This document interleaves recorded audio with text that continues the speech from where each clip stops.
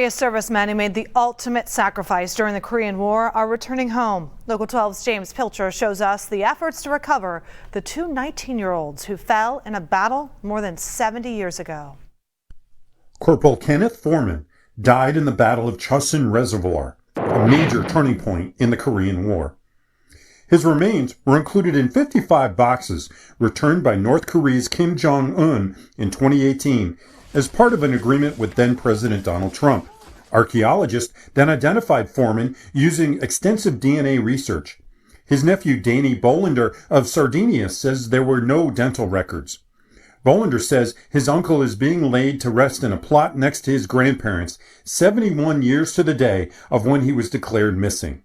It means so much that my mother and grandmother and grandfather's prayers were answered, that he finally made it home. They spent their whole lives wondering for sure what happened to him, whether he was alive or whether he was dead, whether he was in a prison camp. The military recovered the remains of Corporal Charles Lee of Walnut Hills during the Korean War, but could not identify them. He's been interred in the Punch Bowl, or the military cemetery in Hawaii. The U.S. Defense Department provided these images. 3 years ago, the military disinterred more than 650 remains from the Korean War, including Lee's. His niece, Mary Werner of Cincinnati, says the family never forgot about him.